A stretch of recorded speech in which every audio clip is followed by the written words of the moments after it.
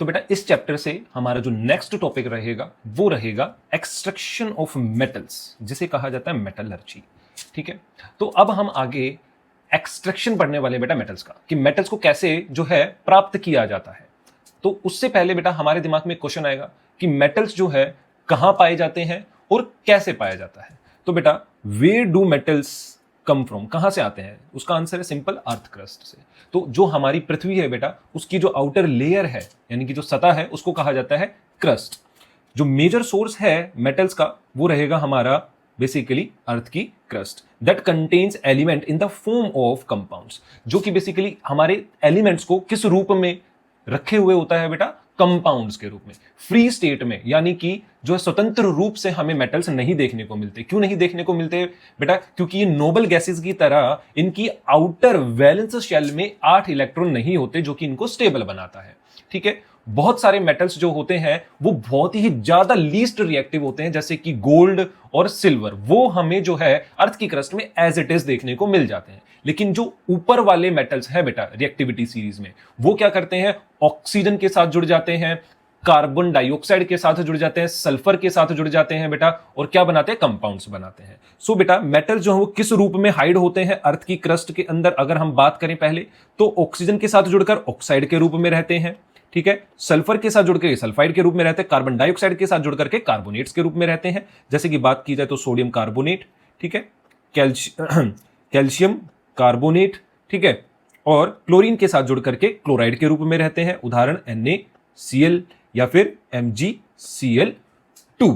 ठीक है, अब बात करते हैं, ये तो हमारा पहला सोर्स हो गया बेटा। दूसरा जो सोर्स रहेगा वो रहेगा हमारा सी वाटर, यानी कि समुद्र का पानी। समुद्र के पानी के अंदर हमारे जो मेटल्स होते हैं बेटा, सोडियम और मैग्नीशियम जैसे, वो बेसिकली डिसॉल्व्ड रूप में रहते हैं, यानी कि मिले हुए होते हैं। कैसे बेटा?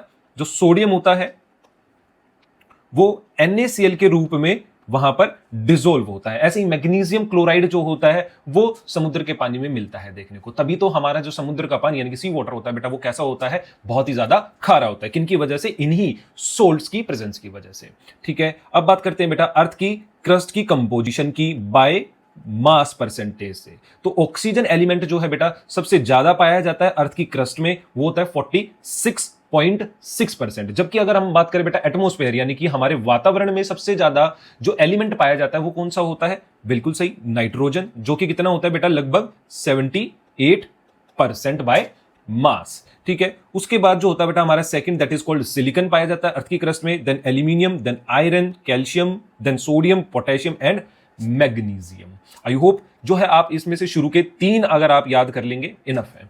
ठीक है, अब बात आती है हमारे क्वेश्चन की, that is why gold, platinum and silver are found in a native state और फ्री स्टेट। नेटिव यानी कि बेसिकली जो उनकी मूल अवस्था होती है उसमें ही, या फ्री स्टेट में।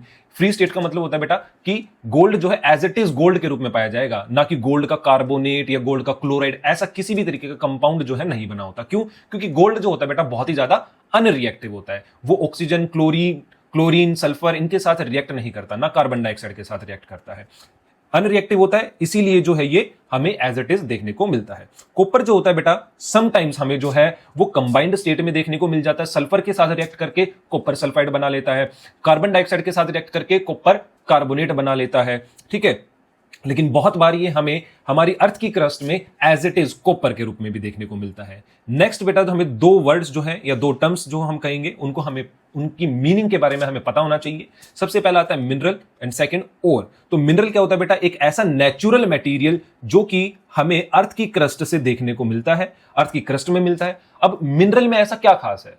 ठीक है बेटा, मिनरल ही वो बेसिकली हमारा मटेरियल है जिसके अंदर मेटल होता है। मेटल किस अवस्था में होता है? कार्बोनेट की अवस्था में पाया जाता है, क्लोराइड की अवस्था में, या फिर किसके रूप में पाया जाएगा? हमारा सल्फाइड के रूप में पाया जाएगा। तो मिनरल क्या हुआ? एक ऐसा नेचुरल मटेरियल जिसके अंदर मेटल जो है कंपाउंड के रूप में पाया जाता है। कहां पर? अर्थ की क्रस्ट में। अब और क्या है? और बेटा एक ऐसा मिनरल होता है जिसके अंदर से हम मेटल को कन्वीनियंटली और प्रॉफिटेबली निकाल सकते हैं, यानी कि ऐसा मिनरल जिसके अंदर मेटल जो है भरपूर मात्रा में देखने को मिलता है और साथ ही साथ उसको निकालना उस मिनरल में से आसान होता है। अब बात आती है बेटा 2 और term, that is first gang.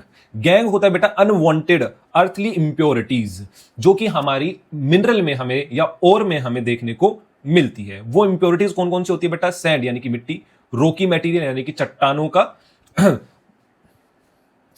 रोकी मटेरियल यानी कि बेसिकली हमारी जो चट्टानें होती है बेटा उनकी गंदगी, क्ले जो कि बेसिकली एक तरीके की बेटा क्या होती है? मिट्टी ही होती है। ये सब जो है हमारी ओर के अंदर बेटा प्रेजेंट हो सकते हैं, किसके साथ? मेटल के साथ साथ। ठीक है, सो बेटा अब बात करेंगे नेक्स्ट टर्म की, जो कि हमारी रहेगी मेटलर्जी। मेटलर्जी क्या होती है? वो the science and technology of extracting metals from their ores and preparing them for use, यानी कि वो ब्रांच साइंस की जो कि इन्वॉल्व करती है स्टडी एंड मेथड्स जो कि बेसिकली मेटल्स को उनकी ओर्स से बाहर निकालने के लिए जरूरी होते हैं। ठीक है, आई होप आपको ये चीज समझ में आ गई होगी। अब बेटा एक question, why all minerals are not ores? सारे के सारे मिनरल्स ओर क्यों नहीं होते बेटा? क्योंकि बहुत सारे मिनरल्स ऐसे होते हैं जिनके अंदर मेटल जो होता है बहुत ही कम मात्रा में होता है और बाकी क्या होती है? गंदगी होती है। इसीलिए सभी के सभी मिनरल्स जो है ओर नहीं होते। लेकिन ओर क्या होते हैं बेटा? वो स्पेसिफिक मिनरल्स जिनके अंदर मेटल जो है भरपूर मात्रा में होता है और उनको उसमें से निकालना भी बहुत आसान होता है। ठीक है, तो ये बात हो गई हमारी। Crucial example, clay contain aluminium but it is not an ore of aluminium bauxite because extraction is not profitable. Clay के अंदर एल्यूमिनियम होता है लेकिन वो एल्यूमिनियम की ओर नहीं कहलाती। क्यों नहीं कहलाती? क्योंकि उसके अंदर से अगर हम एल्यूमिनियम निकालने की कोशिश करेंगे तो बहुत ही ज्यादा खर्चा आ जाएगा, उतने का तो एल्यूमिनियम बिकेगा भी नहीं। तो इसीलिए क्ले जो है बेटा एक ओर नहीं है। अब बात करते हैं बेटा द अल्टीमेट ओर रोस्टर। तो आपको आई होप अभी तक की जो दो टर्म्स थी ओर और मिनरल समझ में आई होगी। ठीक है, तो अब हम बेटा बात करने वाले हैं स्पेसिफिक मेटल्स की ओर के नाम की और किसके रूप में वो हमें देखने को मिलता है मेटल उसके अंदर, उसकी भी। तो सबसे पहले बात करेंगे मेटल की, फिर ओर का नाम जानेंगे, उसका केमिकल फॉर्मूला, और वो ओर जो है बेटा वो किस टाइप की है? कार्बोनेट के रूप में, सल्फाइड के रूप में है या ऑक्साइड के रूप में है। तो बेटा जो सबसे पहला एग्जांपल रहेगा वो हमारा रहेगा सोडियम के लिए। सोडियम के ओर का नाम होता है बेटा रॉक सोल्ट, जिसमें हमें जो सोडियम है वो किसके साथ जुड़ा हुआ दिखाई दे रहा है? क्लोरीन के साथ। इसीलिए जो ये ओर है वो किस टाइप की है बेटा? क्लोराइड। ठीक है, यहां से आप फॉर्मूला भी याद कर सकते हो। एल्यूमिनियम की बात करें तो बेटा एल्यूमिनियम की ओर का नाम होता है बॉक्साइट। इसमें हमें एल्यूमिनियम जो है किस रूप में दिखाई दे रहा है? एल्यूमिनियम ऑक्साइड के रूप में, Al2O3। ठीक है, तो जो हमारा बेसिकली टाइप हो गया ओर का वो कैसा रहेगा बेटा? हाइड्रेटेड ऑक्साइड, क्योंकि यहां पर वाटर के मॉलिक्यूल्स भी जुड़े हुए हैं, इसीलिए इसको क्या कहा गया? Hydrated oxide. आयरन की बात करें तो हेमेटाइट और मैग्नेटाइट दो ओर होती हैं इसकी। हेमेटाइट जो होता है बेटा उसमें जो आयरन मौजूद होता है वो ऑक्साइड के रूप में होता है, और ये ऑक्साइड जो होता है वो कौन सा होता है? थर्ड ऑक्साइड, Fe2O3, इसलिए इसका फॉर्मूला होता है। मैग्नेटाइट में अगर हम देखें तो आयरन जो होता है उसका आयरन ऑक्साइड, इसका फॉर्मूला जो होता है Fe3O4, यानी कि ये भी क्या है? एक ऑक्साइड ही है। ठीक है, ये भी किस टाइप की ओर है? ऑक्साइड ओर। लेकिन इसका जो ऑक्साइड है बेटा ये कौन सा ऑक्साइड कहलाता है? Iron second third oxide. ठीक है, ऐसे ही कॉपर की बात करी जाए तो बेटा दो होती हैं हमारी ओर्स, कौन कौन सी? Copper glance and cuprite. Copper glance जो होती है copper sulphide, and copper cuprite जो होती है बेटा वो होती है कॉपर ऑक्साइड के लिए, ऑक्साइड की ओर। ठीक है, यहां पर सल्फाइड, ये ऑक्साइड। जिंक की बात करी जाए तो जिंक भी जो है बेटा दो तरीके की ओर्स में पाया जाता है। जिंक की भी दो तरीके की ओर्स पाई जाती है, पहली जिंक ब्लेंड, दूसरी जिंक कैलेमाइन। जिंक ब्लेंड जो होती है बेसिकली ये हमारी सल्फाइड ओर होती है। जिंक कैलेमाइन जो होती है ये हमारी बेसिकली जिंक की कार्बोनेट ओर होती है। ठीक है, यहां पर carbonate ore. Last but not the least that is mercury. ठीक है, तो मरकरी की ओर को क्या कहा जाता है बेटा? शिनबर। ये कैसी ओर होती है? ये बेसिकली हमारी सल्फाइड ओर होती है, जिसका फॉर्मूला होता है HgS, और ये सल्फाइड जो होता है ये सेकंड सल्फाइड होता है, mercury second sulphide. I hope आपको याद हो जाएंगे। अब बात करेंगे बेटा स्टेप्स इन मेटलर्जी, यानी कि मेटल्स को एक्सट्रैक्ट करने के लिए बेटा हमें कुछ स्टेप्स फॉलो करने पड़ते हैं, एक सिंगल स्टेप प्रोसेस नहीं है। तो पहले स्टेप की बात करें तो हमारे पास जो है एक पर्टिकुलर मेटल की ओर होगी। अब वो मेटल जो है बेटा वो हो सकता है हाईली रिएक्टिव मेटल हो, ठीक है, जैसे कि सोडियम, पोटेशियम, कैल्शियम, मैग्नीशियम और एल्यूमिनियम। या तो वो मेटल की ओर हो सकती है बेटा मॉडरेटिवली रिएक्टिव मेटल, जो कि जिंक, आयरन, लेड और कॉपर है। या फिर वो लेस रिएक्टिव मेटल की हो सकती है, जैसे कि मर्क्यूरी और सिल्वर। या फिर लीस्ट रिएक्टिव जो कि हमारे बेटा मेटल्स होते हैं वो तो हमारे फ्री और नेटिव स्टेट में हमें मिलते हैं। ठीक है, तो अब इन तीनों में से किसी भी मेटल की ओर हो सकती है। अब इन तीनों के लिए हमारे स्टेप्स जो होते हैं बेटा अलग होते हैं, लेकिन कुछ स्टेप्स जो होते हैं वो सेम होते हैं। वो कौन कौन से स्टेप है? वो दो स्टेप्स हैं बेटा, पहले दो स्टेप्स। ठीक है, तो पहला स्टेप क्या कहता है? Concentration of ore. Concentration of ore का मतलब होता है बेटा रिमूविंग इंप्योरिटीज। ठीक है। गैंग क्या होता है, इंप्योरिटीज। तो पहला स्टेप हमें क्या कहता है कि इंप्योरिटीज को हटा दो, ठीक है। इंप्योरिटीज को हटाया तो और कैसी हो जाएगी, कंसंट्रेटेड। कंसंट्रेटेड का मतलब यानी कि अब उस ओर के अंदर मेटल ज्यादा है, इंप्योरिटीज क्योंकि हमने बाहर निकाल दिए। सेकंड स्टेप क्या होता है बेटा, कन्वर्जन टू मेटल ऑक्साइड। तो और जो है वो हमें दो रूप में देखने को मिल सकती है बेटा, या तो वो सल्फाइड और हो सकती है, कार्बोनेट और हो सकती है, या ऑक्साइड और हो सकती है, ठीक है। अगर सल्फाइड और कार्बोनेट और है तो हम उसको पहले किस में कन्वर्ट करेंगे बेटा, मेटल के ऑक्साइड में, ठीक है। क्यों, क्योंकि बेटा मेटल को निकालना उसके ऑक्साइड से आसान होता है बजाय उसके कार्बोनेट और सल्फाइड कंपाउंड में से, ठीक है। तो पहले हम मेटल को जो है मेटल सल्फाइड और मेटल कार्बोनेट को किसमें कन्वर्ट करेंगे बेटा, मेटल के ऑक्साइड में। उसके लिए हमें हमारे स्टेप्स आगे हैं, वो हम आगे पढ़ेंगे, ठीक है। तीसरा जो स्टेप रहेगा बेटा वो रहेगा हमारा रिडक्शन टू मेटल। अब जो है बेटा हमारे पास सेकंड स्टेप में क्या मिला था, मेटल का ऑक्साइड। मेटल ऑक्साइड से हम अगर ऑक्सीजन को बाहर निकाल देंगे बेटा, जब किसी एलिमेंट या कंपाउंड से ऑक्सीजन बाहर निकलता है तो क्या होता है बेटा, रिडक्शन, ठीक है। इसीलिए जो थर्ड स्टेप हमारा वो क्या है, रिडक्शन टू मेटल, यानी कि मेटल ऑक्साइड का रिडक्शन करा देना ताकि हमें क्या मिल जाए, मेटल मिल जाए। फोर्थ स्टेप जो होगा बेटा वो हमारा क्या रहेगा, रिफाइनिंग ऑफ मेटल। क्योंकि बेटा जो हमें थर्ड स्टेप पे मेटल मिला है वो कैसा होगा, इम्प्योर होगा। उसको प्रॉपरली प्योर बनाने के लिए हमें उसको क्या करना पड़ेगा, रिफाइन करना पड़ेगा, यानी उसको प्योरीफाई करने पड़ेगा। देन फाइनली हमें 4 स्टेप करने के बाद हमें क्या मिल जाएगा बेटा, हमारा डिजायर्ड प्योर मेटल। अब क्योंकि बेटा हमारे पास हाईली रिएक्टिव मेटल्स हैं, मॉडरेटिवली रिएक्टिव मेटल्स हैं और लीस्ट रिएक्टिव मेटल्स हैं, यानी कि लेस रिएक्टिव मेटल्स हैं। 3 तरीके के मेटल्स होने की वजह से हमारे पास जो ये 4 स्टेप्स होते हैं इनको भी हम अलग तरीके से परफॉर्म करते हैं। तो सबसे पहले कुछ क्वेश्चंस को पढ़ लेते हैं। Why remove gang first? It reduces the metal concentration. Removing it makes extraction efficient. तो आई होप आपको समझ में आ गया होगा। Why different methods for different metals? क्योंकि मोर रिएक्टिव मेटल्स जो होते हैं बेटा वो स्टेबल कंपाउंड बनाते हैं, इसीलिए उनके लिए स्ट्रॉन्ग रिड्यूसिंग एजेंट्स और मेथड्स जो हैं वो फॉलो किए जाते हैं। तो सबसे पहले बात करेंगे पहले स्टेप की, जो कि रहेगा हमारा कंसंट्रेशन ऑफ ओर, यानी कि ओर की सफाई करना, उसके अंदर से इंप्योरिटीज को बाहर निकाल देना। The process of removing gangue from the ore to increase the percentage of metal is known as concentration of ore, ठीक है। तो बेसिकली जो हमारे 3 तरीके के हमें मेथड पढ़ने हैं बेटा, पहला हाइड्रोलिक वॉशिंग। हाइड्रोलिक वॉशिंग जो होती है बेटा यूज की जाती है किसके लिए, oxide ores of heavy metals, ऐसे मेटल्स के लिए जिनकी ओर्स जो होती है कौन सी होती है, ऑक्साइड वाली होती है, जैसे कि आयरन और टिन की, ठीक है। प्रिंसिपल यानी कि किस चीज पे कार्य करता है, डिफरेंस इन डेंसिटी। आयरन बेटा क्योंकि हैवी होता है तो वो पानी के साथ आगे नहीं जाएगा। इंप्योरिटीज मिट्टी, रेत, क्ले जो होती है वो हल्के होते हैं, पानी के साथ घुल जाएंगे और आगे तक चले जाएंगे, ठीक है। और हैवी ओर पार्टिकल्स जो है वो पीछे रह जाएंगे। तो प्रोसेस क्या रहेगा, powdered ore is washed with a fast stream of running water, heavy ore settles, light gangue wash away. जो हमारे इंप्योरिटीज होंगी वो आगे चली जाएंगी पानी में मिलकर के। सो बेटा हमारा जो नेक्स्ट बी मेथड रहेगा वो कंसंट्रेशन ऑफ ओर का, वो रहेगा मैग्नेटिक सेपरेशन।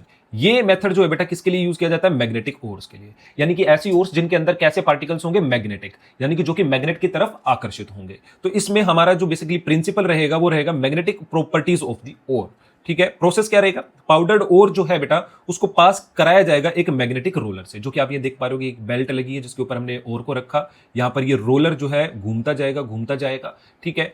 तो जो बेटा इंप्योरिटीज होंगी, क्योंकि वो तो इसके ऊपर चिपकी नहीं रह पाएंगी, इंप्योरिटीज तो जाकर के इस बॉक्स में गिर जाएंगी और रोलर के साथ जो है वो चिपकी रहेंगी हमारी क्या, ओर के पार्टिकल्स, ठीक है। Magnetic ore sticks to the roller, non magnetic gangue fall away. बाद में हम उस मैग्नेटिक ओर को भी जो है कलेक्ट कर लेंगे सेपरेट बॉक्स में। आई होप आपको ये चीज समझ में आ गई होगी। देन हमारा नेक्स्ट जो और तीसरा मेथड होता है बेटा वो होता है फ्रोथ फ्लोटेशन, ठीक है। फ्रोथ फ्लोटेशन जो होता है बेटा ये बेसिकली कौन सी ओर्स के लिए इस्तेमाल किया जाता है, सल्फाइड ओर्स के लिए, जैसे कि जिंक और कॉपर की सल्फाइड ओर, ठीक है। ये प्रोसेस कैसे काम करता है बेटा, तो हम पाउडर्ड ओर लेते हैं किसकी, जिंक की और कॉपर सल्फाइड की, उसमें पानी मिलाते हैं और पाइन ऑयल यानी कि एक ऑयल को मिला देते हैं। फिर उसके अंदर से बेटा हम क्या करते हैं, हवा को फूंकते हैं, ब्लो करते हैं।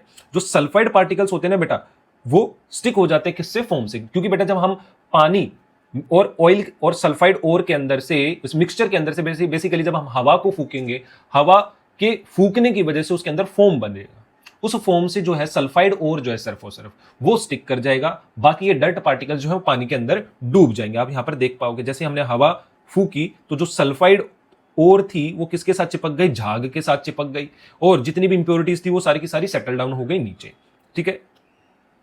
अब बात आता है बेटा हमारा next, that is step 2, conversion to oxide. तो बेटा हमारे पास जो है मेटल्स की और हो सकती हैं किस किस रूप में, अभी हमने पढ़ा सल्फाइड के रूप में, कार्बोनेट के रूप में, ऑक्साइड की भी है लेकिन हमें उनको कन्वर्ट करने की जरूरत नहीं है क्योंकि वो पहले से ही ऑक्साइड के रूप में है।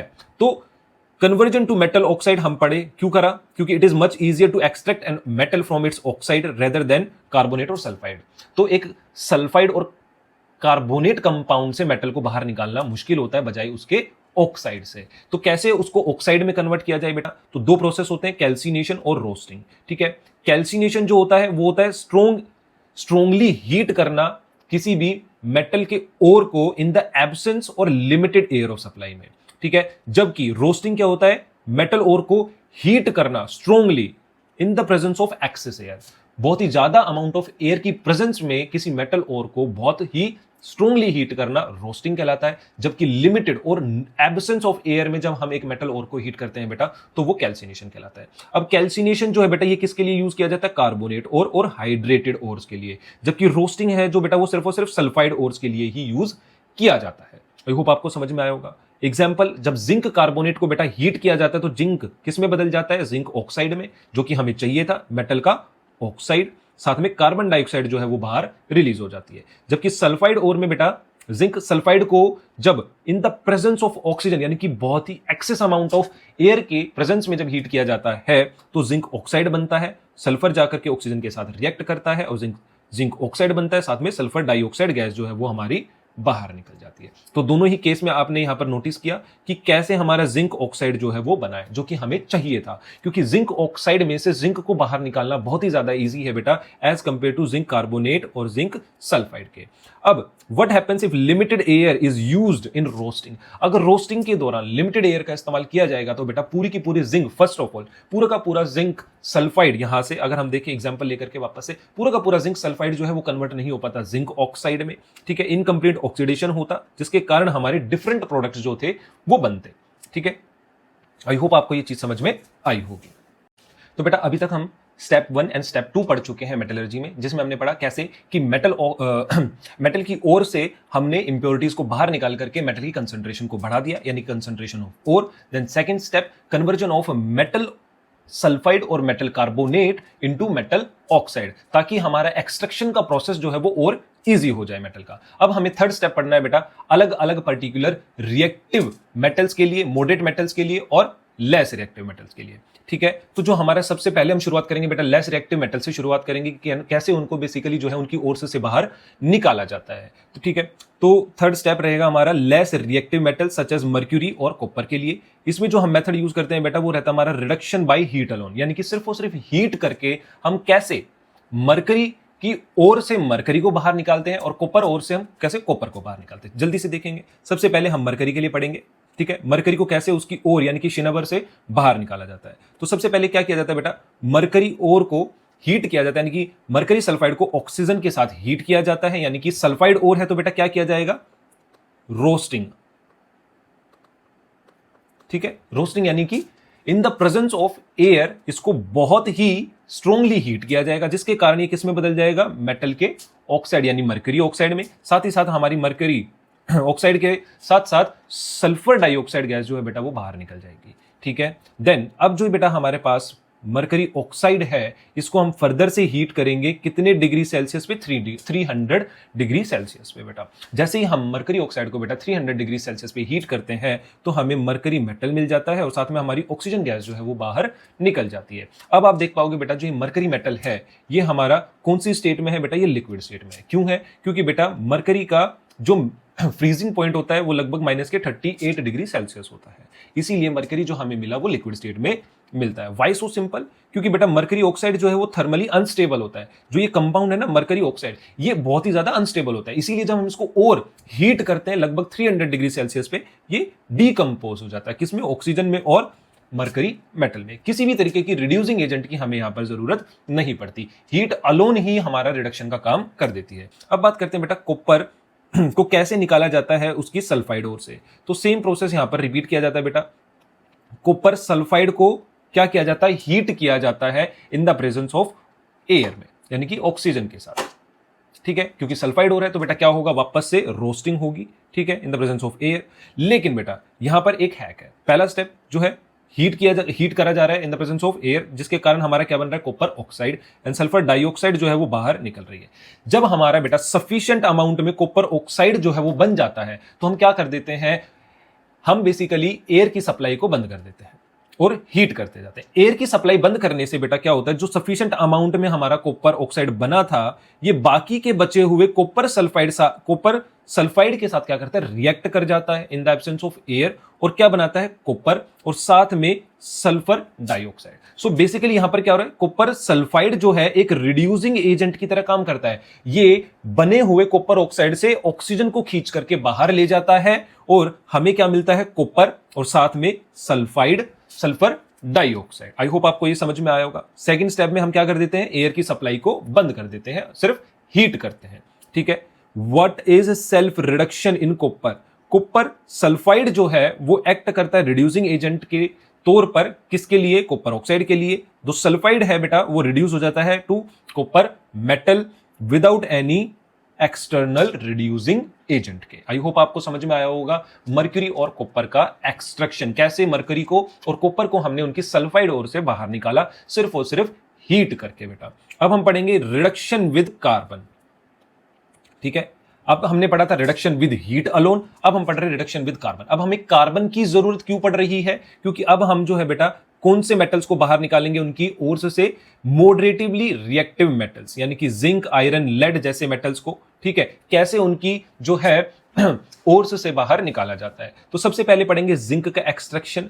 ठीक है, तो स्टेप 1, जिंक सल्फाइड और जिंक कार्बोनेट को पहले जिंक ऑक्साइड में कन्वर्ट किया जाता है with the help of roasting and calcination. तो पहले हमारे पास शुरुआत में क्या हो सकता है बेटा, जिंक की हमने 2 ओर्स पढ़ी थी ऊपर, जिंक सल्फाइड और जिंक कार्बोनेट। अगर जिंक कार्बोनेट हमारे पास होगी तो हम क्या करेंगे, कैल्सिनेशन करेंगे। ठीक है, अगर जिंक सल्फाइड होगी तो हम क्या करेंगे, रोस्टिंग, यानी कि इन द प्रेजेंस ऑफ एयर की प्रेजेंस में उसको हीट करेंगे।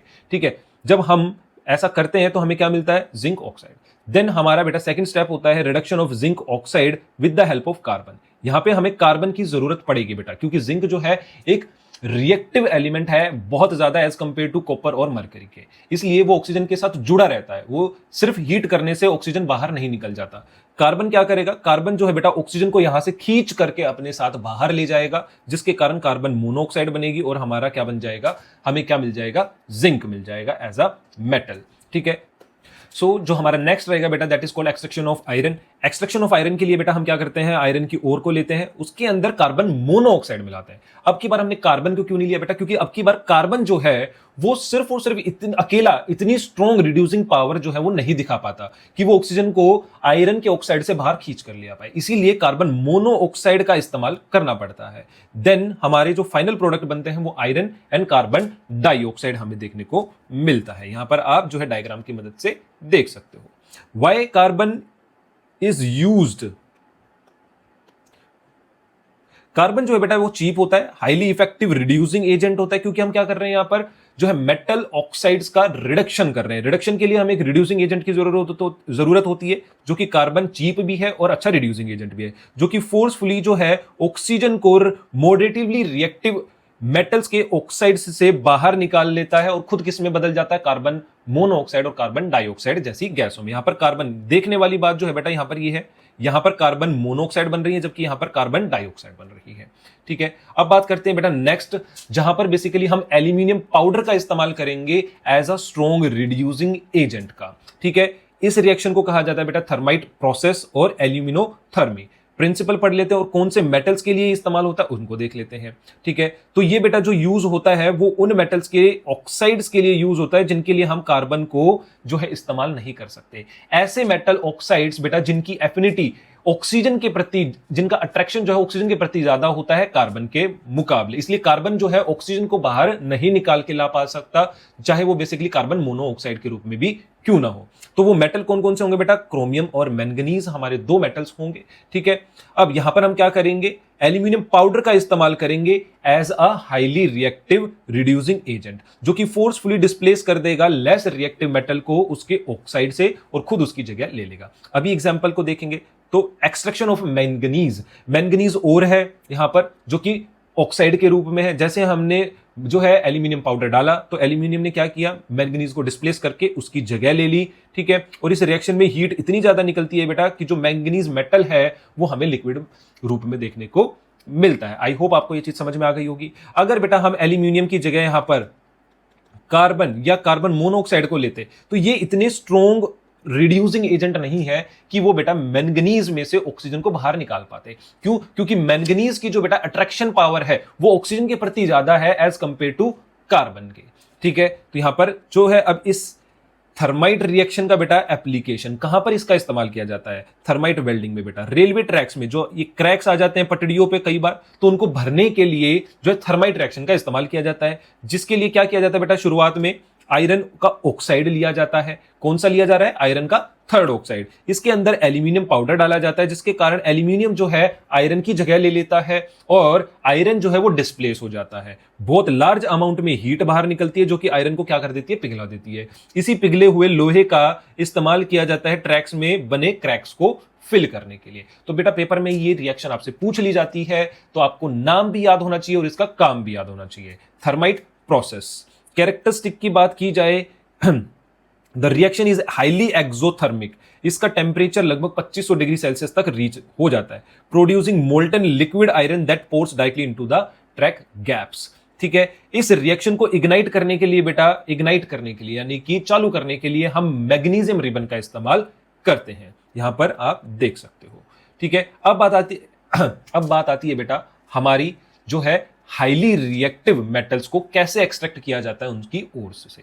हमने लेस रिएक्टिव मेटल्स का पढ़ लिया, मॉडरेटिवली रिएक्टिव मेटल्स का पढ़ लिया। अब आती है बात हाईली रिएक्टिव मेटल्स की, जो कि हम बेसिकली इस्तेमाल करते हैं उनके लिए। जो रिड्यूसिंग मेथड वो होता है हमारा इलेक्ट्रोलिटिक रिडक्शन। इलेक्ट्रोलिटिक रिडक्शन का मतलब है बेटा इलेक्ट्रिसिटी का इस्तेमाल करते हुए एक कंपाउंड को ब्रेक कर देना, ठीक है। तो हमारे हाईली रिएक्टिव मेटल्स में हमें पढ़ना है एक्सट्रैक्शन किनका, सोडियम, पोटेशियम, कैल्शियम, मैग्नीशियम और एल्यूमिनियम का। जिनमें से हमें पढ़ना है बेटा सोडियम का एक्सट्रैक्शन, एल्यूमिनियम का एक्सट्रैक्शन, ठीक है। तो पहले बात कर लेते हैं चैलेंज की। तो क्या चैलेंज हमें देखने को मिलता है, जो ये बेटा ऑक्साइड्स होते हैं ना इनके, हाईली रिएक्टिव मेटल्स के, ये बहुत ही ज्यादा स्टेबल होते हैं, इसीलिए कार्बन जैसे स्ट्रॉन्ग रिड्यूसिंग एजेंट का भी इस्तेमाल करके हम उनको जो है रिड्यूस नहीं कर सकते। These metals have higher attraction for oxygen than carbon does, यानी कि जो इन मेटल्स का प्यार होता है कार्बन के मुकाबले ऑक्सीजन के प्रति ज्यादा होता है, इसीलिए ऑक्सीजन को छोड़ते ही नहीं है। तो सॉल्यूशन क्या है, electrolysis of their molten chlorides और ऑक्साइड्स, यानी कि इनके मोल्टन स्टेट के क्लोराइड्स और ऑक्साइड्स का क्या कर दिया जाए, इलेक्ट्रोलिटिक डीकंपोजिशन कर दिया जाए। यानी कि इलेक्ट्रिसिटी की मदद से मोल्टन स्टेट में क्लोराइड और इनके ऑक्साइड को सेपरेट कर दिया जाए ताकि हमें मेटल मिल जाए। तो सबसे पहला जो हमारे कॉमन एग्जांपल रहेगा बेटा वो रहेगा extraction of sodium from NaCl। यहां पर एक वर्ड लिखा बेटा मोल्टन, क्यों लिखा है हम आगे समझ जाओगे आप, ठीक है। तो यहां पर आप देखोगे हमने एक सेटअप तैयार किया हुआ है जिसके अंदर हमने मोल्टन स्टेट में जो है NaCl को यहां पर लिया हुआ है, ठीक है। ये NaCl जो है मोल्टन स्टेट में। अब इस स्टेट में आप देख पाओगे सोडियम आयन भी है और क्लोरीन आयन भी है, ठीक है। तो बेटा एक बीकर के अंदर हमने मोल्टन सोडियम क्लोराइड लिया हुआ है जिसके अंदर हमने 2 इलेक्ट्रोड्स डाली हुई है, बैटरी से कनेक्ट की हुई है। नेगेटिव टर्मिनल से जिस प्लेट को कनेक्ट किया हुआ है वो क्या होती है, हमारी कैथोड होती है। जिसको पॉजिटिव से कनेक्ट किया गया है वो हमारी एनोड होती है। अब हमें पता है सोडियम के ऊपर पॉजिटिव चार्ज होता है, इसीलिए वो कौन सी प्लेट की तरफ भागेगा, कैथोड की तरफ, क्योंकि उसके ऊपर नेगेटिव चार्ज है। और वहां पर जाकर के क्या करेगा, वहां से इलेक्ट्रॉन ले लेगा और किस में बदल जाएगा, सोडियम में। ऐसे ही क्लोरीन के ऊपर नेगेटिव चार्ज होता है, ये किधर भागेगी, एनोड की तरफ, क्योंकि एनोड के ऊपर पॉजिटिव चार्ज होता है, और वहां पे जाकर के अपने एक्स्ट्रा इलेक्ट्रॉन को डोनेट कर देगी और किस में बदल जाएगी, क्लोरीन गैस में बदल जाएगी। तो इस तरीके से बेटा सोडियम हमें जो है वो मिल जाता है। एट कैथोड पे सोडियम जो है इलेक्ट्रॉन ले लेगा, सोडियम में बदल जाएगा। एनोड पे क्लोरीन अपना इलेक्ट्रॉन छोड़ देगा और क्लोरीन गैस में बदल जाएगा। ओवरऑल इक्वेशन हमारी ये रहेगी, इलेक्ट्रोलिसिस की वजह से सोडियम मेटल और क्लोरीन गैस जो है हमें मिलती है। आई होप आपको समझ में आया होगा बेटा। अब बात आती है कि क्यों हम मोल्टन स्टेट में ही लेते हैं, सॉलिड स्टेट में क्यों नहीं ले लेते, क्योंकि सॉलिड स्टेट में बेटा NaCl जो है वो सेपरेट नहीं होता है इनटू आयंस में, इसीलिए ना तो कोई भी आयंस एक जगह से दूसरी जगह मूव करेंगे ही नहीं। दूसरा केस आता है why must the NaCl be molten, क्यों हमने मोल्टन ही लिया, एक्वस भी तो ले सकते थे, सॉल्यूशन भी ले सकते थे। हमने बेटा पिछले ही चैप्टर में पढ़ा था, अगर हम NaCl सॉल्यूशन से NaCl के सॉल्यूशन से अगर करंट को पास करते तो हमारा फाइनल प्रोडक्ट क्या बनता है, सोडियम हाइड्रोक्साइड, क्लोरीन गैस और हाइड्रोजन गैस। तो हमारा सोडियम मेटल हमें देखने को नहीं मिलता। ठीक है, आई होप आपको ये चीज समझ में आई होगी। अब बात आती है बेटा नेक्स्ट हमारी, वो है एल्यूमिनियम मेटल का एक्सट्रैक्शन। ठीक है, पहले उसको समझ लेते हैं। एल्यूमिनियम का एक्सट्रैक्शन जो होता है, इस प्रोसेस को बोलते हैं बेटा हॉल हेरोल्ड प्रोसेस। ठीक है, सेम प्रोसेस रहेगा हमारा, वापस से फर्दर से सेम सेटअप रहेगा। यहां पर फिर से हम क्या लेंगे, एल्यूमिनियम ऑक्साइड रहेगा हमारा मोल्टन स्टेट के अंदर। बैटरी से दो जो है कार्बन रोड्स को कनेक्ट किया जाएगा, एक जो है जिसके ऊपर पॉजिटिव चार्ज होगा, एक जिसके ऊपर नेगेटिव चार्ज होगा। ठीक है, पॉजिटिव चार्ज जैसे ही करंट पास होगा, एल्यूमिनियम ऑक्साइड जो है Al पॉजिटिव और वो नेगेटिव आयंस में टूट जाएगा। ऑक्सीजन क्योंकि नेगेटिवली चार्ज है बेटा, तो ऑक्सीजन किधर जाएगा, हमारा एनोड के ऊपर। और एल्यूमिनियम जो है बेटा वो पॉजिटिवली चार्ज है, तो ये किधर जाएगा, कैथोड के ऊपर। एल्यूमिनियम जो है कैथोड पे जाकर के क्या हो जाएगा बेटा, रिड्यूस हो जाएगा क्योंकि इलेक्ट्रॉन ले लेगा। और ऑक्सीजन जो है वो एनोड पे जाकर के ऑक्सीडाइज हो जाएगा क्योंकि अपने इलेक्ट्रॉन को वहां पर छोड़ देगा। अब चैलेंज क्या होता है बेटा, Al2O3 यानी कि एल्यूमिनियम का ऑक्साइड जो होता है वो मेल्ट होता है अराउंड 2072 डिग्री सेल्सियस पे, यानी कि बहुत ही लार्ज अमाउंट ऑफ जो है टेम्परेचर ये है। ठीक है, इतनी हीट या इतना टेम्परेचर रीच करने के लिए हमें बहुत ही ज्यादा अमाउंट में एनर्जी खर्च करनी पड़ेगी। लेकिन इसका दूसरा अल्टरनेट होता है, अगर बेटा हम एल्यूमिनियम ऑक्साइड को डिसोल्व कर दे क्रायोलाइट में, तो इसका जो मेल्टिंग पॉइंट है वो 2072 से कम होकर के 950 डिग्री सेल्सियस हो जाएगा। ठीक है, जो कि रिएक्शन को आसानी से कराने के लिए इनफ होता है। एनोड पे रिएक्शन होती है, ऑक्सीजन जो है वो जाकर के इलेक्ट्रॉन छोड़ देता है। ठीक है, दैट इज वाई जो एनोड है बेटा वो बर्न हो जाती है, जल जाती है। ठीक है, इसीलिए जो लिबरेटेड ऑक्सीजन है वो कार्बन के एनोड के साथ रिएक्ट करती है और उसको क्या कर देती है, धीरे धीरे जला देती है। इसीलिए बेटा हमें टाइम टू टाइम जो है कार्बन की रोड को यानी कि एनोड को बदलना पड़ता है ताकि रिएक्शन जो है वो कंटिन्यू होती रहे। आई होप आपको ये चीज समझ में आई होगी। तो बेटा आपने देखा कि कैसे हमें लेस रिएक्टिव मेटल के लिए दूसरा जो है मेथड अपनाना पड़ता है, मॉडरेटली रिएक्टिव मेटल्स के लिए अलग मेथड जो है यूज करना पड़ता है, और हाईली रिएक्टिव मेटल्स के लिए एक अलग मेथड का इस्तेमाल करना पड़ता है। ठीक है, अब फोर्थ स्टेप जो है बेटा that is called refining of metal, क्योंकि जो मेटल हमें मिला है दैट इज इम्प्योर, उसको प्योर बनाने के लिए हम क्या करते हैं, रिफाइनिंग करते हैं। तो अभी हम जो सीखने वाले हैं बेटा वो कॉपर की जो है रिफाइनिंग सीखने वाले हैं। ठीक है, इसके लिए हम क्या करेंगे, इलेक्ट्रोलिटिक रिफाइनिंग यानी कि इलेक्ट्रिसिटी की मदद से कॉपर को प्योर करेंगे। तो बेटा सबसे पहले हमारे पास तीन चीजें होनी चाहिए। वो तीन चीजें क्या होंगी, एक थिन स्ट्रिप जो है कॉपर की होनी चाहिए, प्योर कॉपर की। ठीक है, ये वाली आप यहां पर देख सकते हो, ये क्या है, एक थिन स्ट्रिप किसकी, प्योर कॉपर की। दूसरा जो हमने मेटल एक्सट्रैक्ट किया था यानी कि कॉपर का इम्प्योर ब्लॉक, वो होना चाहिए। ये रहा हमारे पास सेकंड चीज, फर्स्ट चीज। थर्ड चीज क्या होनी चाहिए बेटा, हमारे पास कॉपर सल्फेट सॉल्यूशन होना चाहिए। ठीक है, ये तीन चीज होंगी तो हम क्या करेंगे बेटा, एक इलेक्ट्रोलाइटिक सेटअप जो है वो तैयार कर लेंगे। एक बीकर में कॉपर सल्फेट सॉल्यूशन को मिला करके कॉपर सल्फेट के क्रिस्टल्स को मिलाकर के उसका सॉल्यूशन तैयार कर लेंगे। साथ ही में इन दोनों स्ट्रिप्स को हम जो है उसमें डिसॉल्व कर देंगे और इनको कनेक्ट कर लेंगे किससे, वायर से, और फाइनली बैटरी से। अब हमें क्या करना है बेटा, जो हमारी प्योर कॉपर स्ट्रिप है उसको तो किससे कनेक्ट करना है, बैटरी के नेगेटिव टर्मिनल से, ताकि उसके ऊपर कैसा चार्ज आ जाए, नेगेटिव चार्ज आ जाए। ठीक है, और जिस प्लेट के ऊपर नेगेटिव चार्ज होता है हमें पता है उसको क्या बोला जाता है, कैथोड बोला जाता है। जो हमारी इम्प्योर जो कॉपर का ब्लॉक रहेगा बेटा उसको हम कनेक्ट करेंगे बैटरी के पॉजिटिव टर्मिनल से, जिसके कारण उसके ऊपर कैसा चार्ज आ जाएगा, पॉजिटिव चार्ज आ जाएगा। और हमें पता है जिस भी इलेक्ट्रोड को बैटरी के पॉजिटिव टर्मिनल से कनेक्ट किया जाता है उसको बोला जाता है एनोड। अब जैसे ही हम स्विच ऑन करेंगे बेटा तो क्या होगा, हमारा करंट जो है वो फ्लो करने लग जाएगा। कहां से, बीकर से। क्यों, क्योंकि बीकर के अंदर क्या है बेटा, कॉपर के आयंस और सल्फेट के आयंस है। अब होगा क्या बेटा, जो कॉपर आयंस है वो कैसे है, पॉजिटिव है। तो कॉपर के आयंस पॉजिटिव होने की वजह से किधर भागेंगे, कैथोड की तरफ भागेंगे। कैथोड की तरफ भागते हुए वहां से क्या ले लेंगे बेटा, इलेक्ट्रॉन ले लेंगे। यहां पर देखेंगे कैथोड पे क्या होगा, प्योर कॉपर स्ट्रिप है। ठीक है, वहां पर क्या होगा, कॉपर के जो आयंस हैं कहां पर, सॉल्यूशन में, सॉल्यूशन से कॉपर के आयंस प्योर स्ट्रिप के ऊपर गए, वहां से इलेक्ट्रॉन लिए और किसमें कन्वर्ट हो गए, कॉपर में। और वो कॉपर आयंस इस स्ट्रिप के ऊपर धीरे धीरे करके डिपॉजिट होते जाएंगे। अब जो एनोड है बेटा, एनोड यानी कि इम्प्योर ब्लॉक जो है हमारा कॉपर का, वहां पर क्या होगा, कॉपर के आयंस बनेंगे वहां पर। कैसे, कॉपर जो है, कॉपर के एटम्स जो है वहां पर अपने इलेक्ट्रॉन्स डोनेट करेंगे।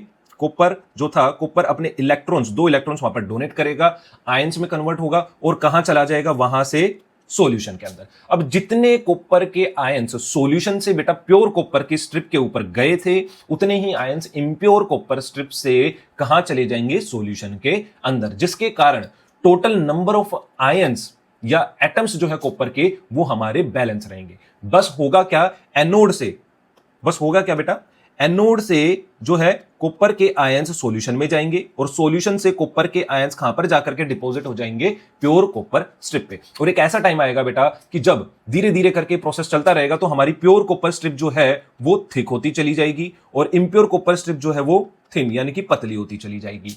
ठीक है, और हमें जो है प्योर कॉपर जो है वो एट कैथोड मिल जाएगा, बिल्कुल प्योर थिक ब्लॉक मिल जाएगा। ठीक है, अब जो गंदगी थी उस कॉपर के ब्लॉक में वो कहां पर जाकर के इकट्ठा हो जाएगी, near the anode as anode mud. यहां पर आप देख पाओगे ये गंदगी जो है नीचे नियर द एनोड, एनोड यानी कि जो हमने इलेक्ट्रोड ली थी एनोड उसके पास। समझ में आया? ओके। अब एनोड मड क्या होता है बेटा, लेस रिएक्टिव इंप्योरिटीज जो कि डिसोल्व नहीं हो पाती और एज अ रेजिड्यू कलेक्ट हो जाती है बॉटम ऑफ द बीकर। अब बात करते हैं बेटा नेक्स्ट, तो ये था हमारा प्योरिफिकेशन ऑफ कॉपर। देन हम फाइनली जो है बैटरी के स्विच को ऑफ करते हैं और प्योर कॉपर ब्लॉक हमें जो है मिल जाता है। इसको बोलते हैं बेटा इलेक्ट्रोलिटिक रिफाइनिंग। क्यों इलेक्ट्रोलिटिक रिफाइनिंग बोला गया, क्योंकि इलेक्ट्रिसिटी की मदद से हमने कॉपर को साफ किया। ठीक है, अब बात करेंगे दी enemy of metals. Enemy of metals क्या होता है बेटा, कोरिजन एंड रस्टिंग, जो कि हम पहले चैप्टर में भी पढ़ चुके हैं। यहां पे एक बार क्विक रिवीजन कर लेते हैं। ठीक है, the gradual destruction of metals by chemical reaction with the factors which are present in environment such as air, moisture and acid। यानी कि हमारे environment में मौजूद air, moisture, acid और some other substance के साथ react करके metals क्या होते हैं, धीरे धीरे खराब होने लग जाते हैं, बिल्कुल डिस्ट्रक्शन होने लग जाता है उनका। ठीक है, what it cause massive economic loss, यानी कि हमें पैसे का भी नुकसान होता है। स्ट्रक्चरल फेलियर, यानी कि जो ब्रिज पुल होते हैं वो धीरे धीरे कमजोर होने लग जाते हैं और एक दिन बिल्कुल ढह जाते हैं। And safety hazards. अब बात करते हैं पहला बेटा रस्टिंग ऑफ आयरन, जो कि हम पहले पढ़ के आ चुके हैं। रस्टिंग ऑफ आयरन के लिए हमें क्या क्या चीज चाहिए होती है बेटा, बोथ ऑक्सीजन एंड मॉइस्चर यानी कि वाटर। ठीक है, फॉर्मूला क्या होता है रस्ट का, Fe2O3.XH2O यानी कि hydrated iron third oxide. Hydrated iron third oxide. Hydrated क्यों है बेटा, क्योंकि इसमें X amount of H2O molecules जुड़े हुए हैं। A red brown flaky porous substance होता है। ठीक है, पोरस यानी कि जो ये इसके अंदर छोटे छोटे होल्स होते हैं। ठीक है, अब बात कर लेते हैं तीन कंडीशन की, पहली A, B और C। A टेस्ट ट्यूब है बेटा, उसमें आप देखोगे वाटर एंड एयर दोनों थे, इसलिए जो आयरन नेल है वो रस्ट हो चुकी है। B टेस्ट ट्यूब जो है बेटा, उसके अंदर पानी तो है लेकिन उसके ऊपर क्या है, ऑयल है, और साथ में जो वाटर है ये कैसा है, बॉइल्ड वाटर है। इसीलिए इसके अंदर जो एयर यानी कि ऑक्सीजन है बेटा वो प्रेजेंट नहीं थी, इसीलिए जो हमारी जो नेल है वो आप देखोगे रस्ट नहीं हो पाई।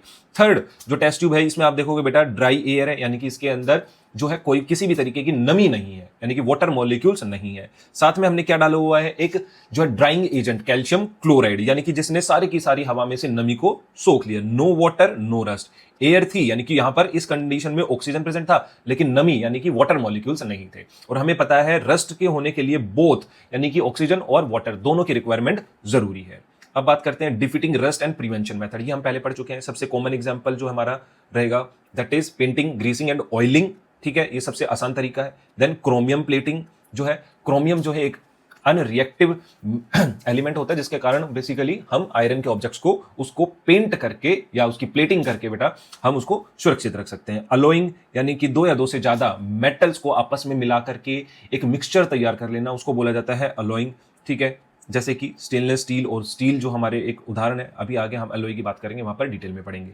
जन एडवांस मेथड जो है पहला गैल्वेनाइजेशन। गैल्वेनाइजेशन क्या होता है बेटा, किसी भी आयरन के ऑब्जेक्ट को कोट कर देना, किससे, जिंक से। ठीक है, जिंक जो है फिजिकली ब्लॉक कर देता है द एलिमेंट्स।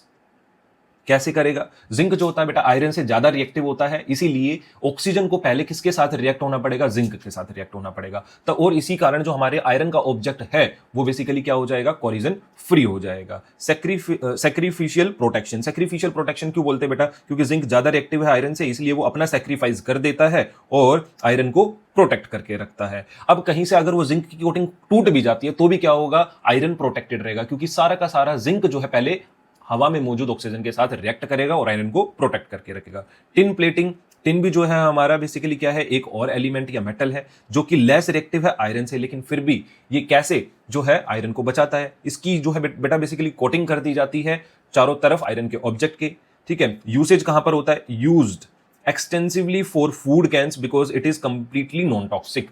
ठीक है, अगर हम आयरन कि आयरन के बर्तन के अंदर अपने खाने की चीजों को पैक करके रखेंगे तो बेटा बहुत सारी चीजें ऐसी होती हैं जिनके अंदर एसिड होता है, तो वो एसिड आयरन के साथ रिएक्ट करके एक टॉक्सिक सब्सटेंस बना सकता है। लेकिन टिन जो है वो सेफ होता है, क्यों? क्योंकि ये नॉन टॉक्सिक सब्सटेंसेस प्रोड्यूस करता है। अगर गलती से किसी ने एसिडिक खाने का कुछ डाल दिया सामान उस डब्बे के अंदर तो भी, ठीक है। डेंजर, अब यहां पर एक डेंजर लिखा है, उसको पढ़ लेते हैं। Why is scratch on a tin plated can disastrous. कैसे? अगर मान लो आपके पास एक टिन का डब्बा है जिसमें आप खाना वाना पैक करके लेके जाते थे, या कोई फूड कैन है जो कि टिन की बनी हुई है, अगर उसको कहीं से क्रैच या स्क्रैच लग जाता है तो वो डिजास्ट्रस क्यों हो जाता है? बिकॉज टिन जो है वो लेस रिएक्टिव है बेटा, ठीक है। अब जो अंदर आयरन की लेयर होगी, अब आयरन जो होगा वो क्या करेगा? इलेक्ट्रॉन डोनेट कर देगा किसको? बहुत तेजी से टिन को, क्योंकि टिन जो है लेस रिएक्टिव है, आयरन जो है ज्यादा रिएक्टिव है। तो ज्यादा रिएक्टिव एलिमेंट क्या करता है? अपने इलेक्ट्रॉन किसको दे देता है? लेस रिएक्टिव को, ठीक है। तो यहां से क्या होगा? आयरन अपनी इलेक्ट्रॉन दे देगा टिन को, और क्या होगा उससे? जो आयरन है वो बहुत जल्दी रस्ट होगा। It causing the exposed iron to rust faster than even if had not coating at all. जो आयरन होगा और भी जल्दी से रस्ट हो जाएगा। अगर इससे अच्छा तो क्या रहता? अगर बाय चांस टिन की कोटिंग नहीं होती तब आयरन बहुत लेट रस्ट करता, जबकि टिन की कोटिंग है और वो स्क्रैच कर गई है तो आयरन एक्सपोज होगा और अपने इलेक्ट्रॉन पहले टिन को दे देगा, देन किसके साथ रिएक्ट कर जाएगा? हवा में मौजूद ऑक्सीजन और पानी के साथ, और क्या बना लेगा? रस्ट बना लेगा। तो आई होप आपको ये चीज समझ में आई होगी। How other metals age. तो अब अदर मेटल्स के बारे में बात कर लेते हैं, वो कोरिजन कैसे होता है। एल्यूमिनियम जो है एक यूजफुल कोरिजन है। कैसे? एल्यूमिनियम के बेटा बर्तन आपने देखे होंगे, बहुत लंबे समय तक जब हमको यूज करते हैं, नए होते हैं तो बिल्कुल शाइनी होते हैं, लेकिन जब लंबे समय तक हम उनका यूज करते हैं और हवा में मौजूद रहते हैं, ठीक है, तो वो हवा में मौजूद ऑक्सीजन के साथ रिएक्ट करके एक प्रोटेक्टिव लेयर बना लेते हैं जिसको हम बोलते हैं एल्यूमिनियम ऑक्साइड की लेयर। अब ये एल्यूमिनियम ऑक्साइड की लेयर जो होती है बेटा, इसका एक बहुत अच्छा फायदा ये है कि जो बाहरी परत होती है ना, आउटर लेयर जो होती है ना एल्यूमिनियम की, वो तो ऑक्साइड में कन्वर्ट हो जाएगी, लेकिन अंदर वाला जो एल्यूमिनियम मेटल है वो उसको प्रोटेक्ट कर देती है, क्योंकि आयरन की जो आयरन का ऑक्साइड होता है बेटा, रस्ट उसकी तरह पोरस नहीं होती, जिसके कारण ऑक्सीजन के पार्टिकल्स जो होते हैं या एटम्स जो होते हैं वो अंदर वाले एल्यूमिनियम तक नहीं पहुंच पाते, और अंदर का एल्यूमिनियम जो है वो पूरा का पूरा सुरक्षित रहता है। आउटर लेयर जो है वो रस्ट कर जाएगी, यानी कि वहां पर ऑक्साइड की लेयर बन जाएगी, लेकिन अंदर का जितना भी एल्यूमिनियम मेटल होगा वो सारा का सारा हमारा सेफ रहेगा। इसको जो है बेटा सिंथेटिकली हम डेवलप कर सकते हैं। कैसे? एनोडाइजिंग के थ्रू, ठीक है। कैसे? सो बेटा बेसिकली हम एल्यूमिनियम ऑक्साइड की लेयर को डेवलप कर सकते हैं यूजिंग इलेक्ट्रिसिटी। कैसे करेंगे? एक बीकर में पानी लेंगे, 2 इलेक्ट्रोड्स डिपॉजिट करेंगे, उसके अंदर थोड़ा सा एसिड मिला देंगे पानी के अंदर, ठीक है। ये हमने बीकर लिया, वाटर लिया, इसके अंदर हमने क्या डाल दिया? थोड़ा सा H2SO4, ताकि ये क्या कर सके? इलेक्ट्रिसिटी को कंडक्ट करे। अब जिस भी पर्टिकुलर एल्यूमिनियम के ऑब्जेक्ट के ऊपर हमें ऑक्साइड की लेयर डेवलप करनी है, उसको तो हम बना देंगे बेटा क्या? एनोड, ताकि उसके ऊपर कैसा चार्ज आ जाए? पॉजिटिव। दूसरी जो लेयर रहेगी वो हमारी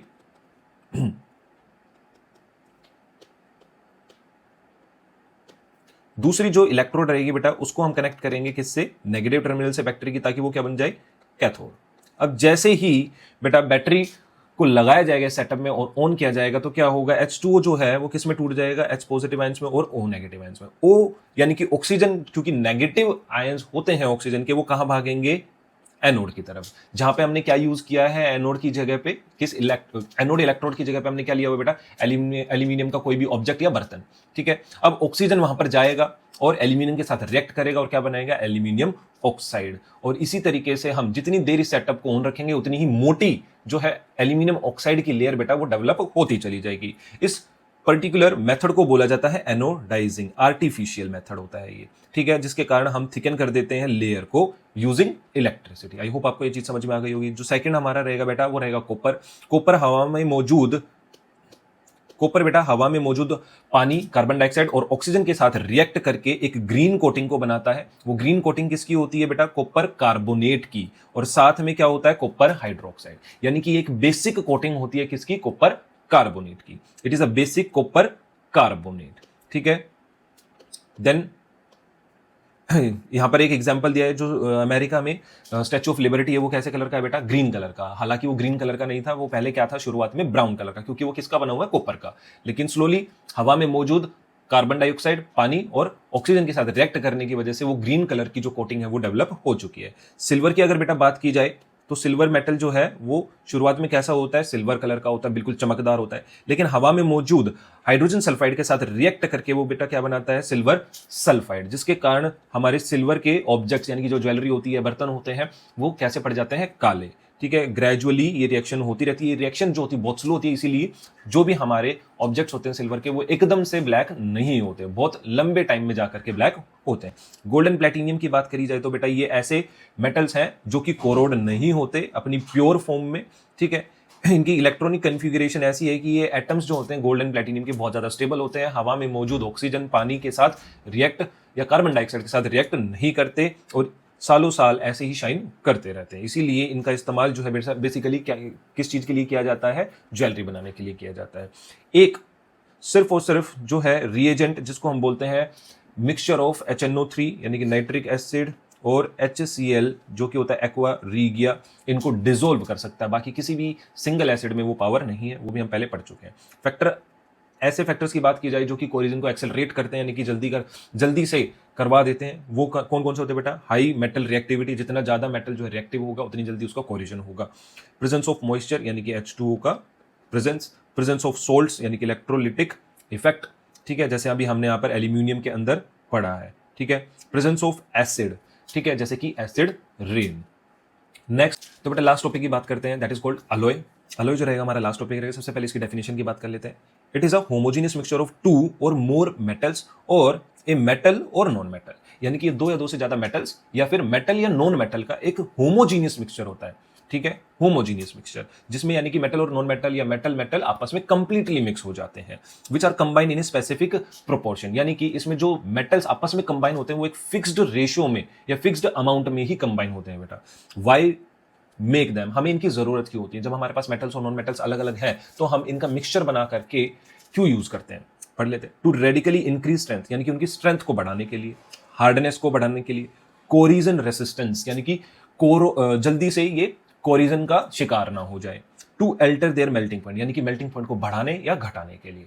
अब जब हम बेटा यहां तक आ चुके हैं तो हम एक टेबल है हमारे पास जहां पर अलग अलग एलॉय, उनके नाम और उनमें कौन कौन से एलिमेंट्स शामिल होते हैं और उनके यूजेस हमें पढ़ने हैं। पहला जो हमारा रहेगा alloy that is called steel. Steel की जो कंपोजिशन होती है बेटा यानी कि कौन कौन से एलिमेंट से मिलकर के बना होता है, दैट इज आयरन और कार्बन। आयरन और कार्बन यानी कि लोहा और कार्बन को आपस में मिला दिया जाता है तो हमारा क्या बनता है बेटा, स्टील। स्टील जो होता है आयरन से भी हार्ड होता है, स्ट्रॉन्ग होता है, इलास्टिक होता है। कहां पर यूज किया जाता है, ब्रिजेस और व्हीकल्स बनाने के लिए। ठीक है, स्टेनलेस स्टील की बात की जाए तो इसमें कौन कौन से एलिमेंट शामिल होते हैं बेटा, आयरन, कार्बन, निकल एंड क्रोमियम। निकल और क्रोमियम इसमें दो एक्स्ट्रा ऐड हो जाते हैं। ठीक है, इसका क्या फायदा होता है बेटा, जल्दी से कोरिजन नहीं लगता, बहुत लंबे समय तक कोरिजन फ्री रहता है। कहां पर यूज होता है, सर्जिकल इंस्ट्रूमेंट्स में, कटलरी यानी कि जो आपके घर में जितने भी खाने के बर्तन है बेटा most of them are made up of stainless steel. Brass की अगर बात की जाए तो बेटा कॉपर और जिंक का बना होता है, जिसमें से 80% जो होता है कॉपर होता है और 20% क्या होता है, जिंक होता है। इसकी प्रॉपर्टीज की बात की जाए तो गोल्डन कलर का होता है और मेलेबल होता है, यानी कि पतली पतली शीट्स में हम इसको इजिली ट्रांसफॉर्म कर सकते हैं।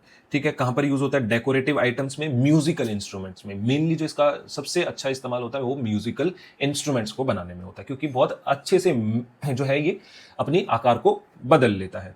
ब्रोंज की बात की जाए, जिनके आप बेटा आपने मेडल से सुने होंगे कि इस खिलाड़ी को जो है ब्रोंज मेडल मिला है, तो वो ब्रोंज जो है एक सिंगल मेटल नहीं है, it is a mixture, it is an alloy. कौन कौन से एलिमेंट का मिक्सचर होता है, कॉपर का और हमारा टिन का। ठीक है, कॉपर जो होता है 90% होता है जबकि टिन जो होता है 10%। तो यहां पर हमारे कॉपर के दो है बेटा, ये दो एलॉयज हैं, कौन कौन से, ब्रास एंड ब्रोंज। ठीक है, ये जो होता है बेटा हार्ड होता है, लो फ्रिक्शन होता है। कहां कहां पर यूज किया जाता है, मेडल्स, स्टैच्यूज और बेरिंग्स बनाने में। सोल्डर की अगर बात की जाए तो सोल्डर जो होता है बेटा लेड और टिन का बना होता है, जिसमें लेड जो होता है 50% होता है और टिन भी जो होता है वो हमारा 50% होता है। सबसे अच्छी बात जो होती है इसकी बेटा लो मेल्टिंग पॉइंट होता है, यानी कि हल्का सा गर्म करते ही ये किस में बदल जाता है, लिक्विड में बदल जाता है। इसीलिए जो हमारी जो चिप्स होती हैं वहां पर जो बेटा टाके मार रहे होते हैं ना, यानी कि किसी भी इलेक्ट्रिकल कंपोनेंट्स को आपस में जोड़ना होता है थ्रू वायर्स, तो बेसिकली सोल्डर का इस्तेमाल वहां पर किया जाता है। ठीक है, वेल्डिंग इलेक्ट्रिकल वायर्स। अमेलगम की बात की जाए तो बेटा अमेलगम क्या है, बेसिकली हमारा मरकरी का और अदर मेटल्स का एक अलॉय, मरकरी का अलॉय अमेलगम। ठीक है। इसका फायदा क्या होता है, लिक्विड होता है रूम टेम्परेचर पे, लेकिन स्लोली किस में बदल जाता है, हार्ड हो जाता है और सॉलिड में हो जाता है। इसीलिए इसको डेंटल फीलिंग में इस्तेमाल किया जाता है। पहले लिक्विड होता है स्लोली, फिर बाद में ठंडा होने के बाद किस में बदल जाएगा, सॉलिड में। ड्यूराल्यूमिन की अगर बात की जाए तो बेटा ये किसका किसका अलॉय होता है, ये बेसिकली हमारा एल्यूमिनियम का अलॉय होता है। इसमें कौन कौन से एलिमेंट्स होते हैं, पहला तो एल्यूमिनियम इटसेल्फ, देन हमारा कॉपर, मैग्नीशियम और मैंगनीज। तो ये 4 एलिमेंट्स का बना होता है। ठीक है। एक्सट्रीमली लाइट होता है, बहुत ही ज्यादा हल्का, लेकिन साथ में स्ट्रॉन्ग होता है बहुत ज्यादा। इसीलिए जो एयरक्राफ्ट की बॉडीज होती हैं, यानी कि एरोप्लेन्स की या जो हमारी शिप्स होती हैं, उनकी जो आप आउटर स्ट्रक्चर देखते हो वो किसका बना होता है, हमारा बेसिकली ड्यूराल्यूमिन का। ठीक है। आई होप आपको ये चीज समझ में आई होगी। तो ये था बेटा हमारा फाइनल टॉपिक जो कि हमने कवर कर लिया है, और ये आपका जो 3rd चैप्टर वो भी जो है आज फिनिश होता है। आई होप आपको जो है 3rd चैप्टर को पढ़ते हुए बहुत सारी चीज़ों के बारे में पता चला होगा जो कि आपकी रियल लाइफ में भी जो है यूज़ होती हैं। तो अब बेटा आपको जो है सिंपल और सिंपल इस चैप्टर का रिवीजन करना है।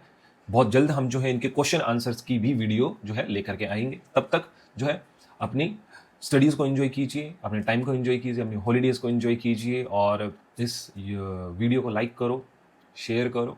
ठीक है। अपने दोस्तों के साथ जो कि तैयारी कर रहे हैं और अच्छे नंबर लाना चाहते हैं। और बेटा थैंक यू।